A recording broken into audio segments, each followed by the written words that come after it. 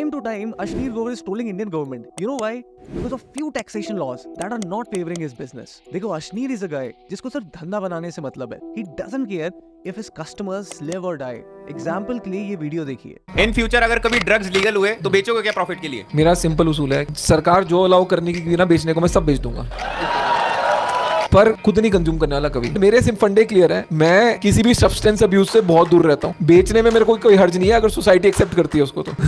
अब ये सुन के हमें बुरा नहीं लगेगा. And one and we are making videos जिसमें हम कह रहे हैं कि स्मोकिंग हैबिट्स को क्विट करवा के कैसे एक बिजनेस बनाया जा सकता है. तो वही हमारे अश्नीर भाई ड्रग्स लॉ के रिलैक्सेशन का वेट कर रहे हैं. और हमने अ व्हाइल बैक इस वीडियो में 3 बिजनेस आइडियाज भी दिए थे. आई एम श्योर आपको इनमें से एक बिजनेस आइडिया तो पक्का पसंद आया होगा. इंडिया में ऐसे स्टार्टअप्स नहीं है. You can go check the video, the link is in the description. और लास्ट वीडियो के विनर थे ये, जिन्होंने 1000 रुपीज का Amazon वाउचर जीता. If you want to participate again, इस वीडियो में भी आपके पास ये मौका है.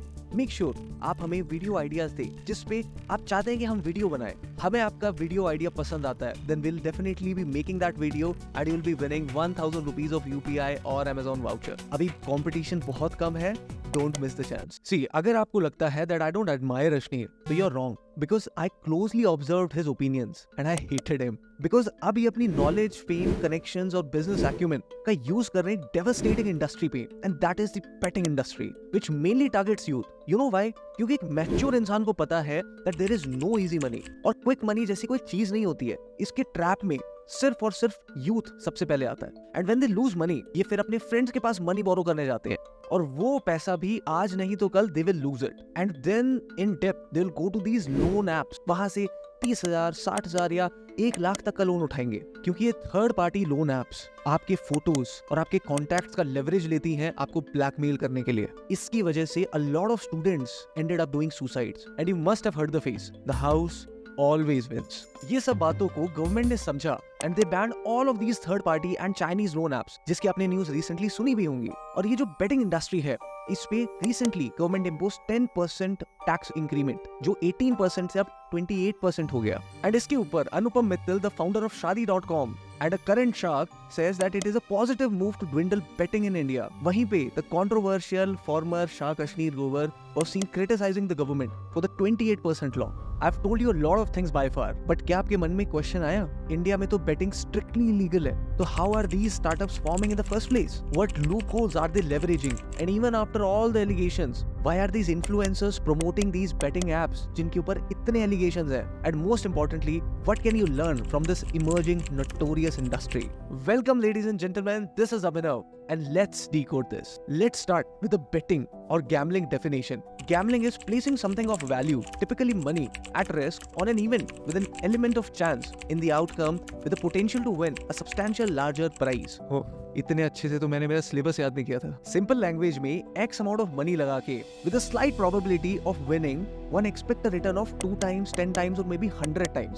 जितना आपको हाई रिटर्न मिलेगा उतना ही कम प्रोबेबिलिटी होती है आपके जीतने की. ऑल्दो गैम्बलिंग पूरे इंडिया में इलीगल है, there are just these 2 states, Goa and Sikkim, जहां पे ये लीगल है. और इसमें भी Goa, which is the most gamble friendly state in India, generated a tax revenue of 414 crores in 2019. I repeat, government के लिए 414 करोड़ का सिर्फ टैक्स रेवेन्यू था ये. और गवर्नमेंट को पता है how profitable is this betting industry, क्योंकि यूरोपियन और अमेरिकन कंट्रीज में दिस इज लीगल. ये सिर्फ बेटिंग इंडस्ट्री इनकी गवर्नमेंट्स को लाखों करोड़ों का रेवेन्यू जनरेट करके देती है. और अगर इसे पूरे इंडिया में लीगल कर दिया तो ये एक साल में एक वेल्थ मशीन बन जाएगा. But there is a reason why no government legalize it, and it is because of 2 reasons, जिसमें नंबर 1 है पर कैपिटा इनकम. जहां यूएस की पर कैपिटा इनकम इज $65,423, वहीं इंडिया की per capita income is just $270. Huge difference. Second reason is education.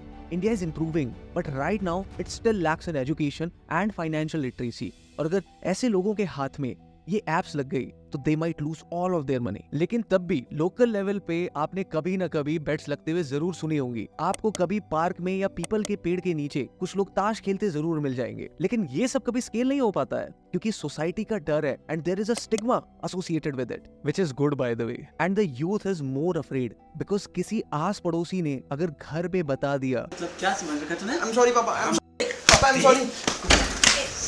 I'm sorry. अब इसी market को ऑर्गेनाइज करने आ गई ये स्टार्टअप कंपनीज, जिन्होंने हैंडशेक किया इन बिजनेस कंसल्टेंट्स और लॉयर्स के साथ और इंडियन लेजिस्लेशन में एक लूप होल फाइंड किया जिसमें इन्होंने देखा कि ऑनलाइन गेमिंग लॉज इतने अच्छे से डिफाइन नहीं है, तो इन्होंने अपने आप को मिस इंटरप्रेट किया as a fantasy gaming app, जहां पे as a clarification these companies like Dream11, MPL, Winzo and many more said कि बेटिंग तो सट्टा होता है जिसमें लक चलता है, बट हमारी एप्स में you'll have to use strategies and brain to win the game. But if you look closely, player को चूज करना और टीम बनाना एसेंशियली गैम्बलिंग ही होती है. There can not be a certain result. And in Winzo तीन पत्ती और लूडो जैसे गेम्स चलते हैं, तो how can you say to be a strategic gaming? तीन पत्ती में क्या स्ट्रेटेजी लगाओगे जब कार्ड्स एप्स के सर्वर्स खुद ही डिसाइड कर रहे हैं? और अगर आपको बहुत फेमस सेलिब्रिटीज या ये पॉपुलर यूट्यूबर्स इन बेटिंग एप्स को प्रमोट करते हुए मिले, जो कि अब नॉर्मल हो रहा है, तो just understand, I'm telling you right now that they are getting paid so much that they cannot even deny that offer.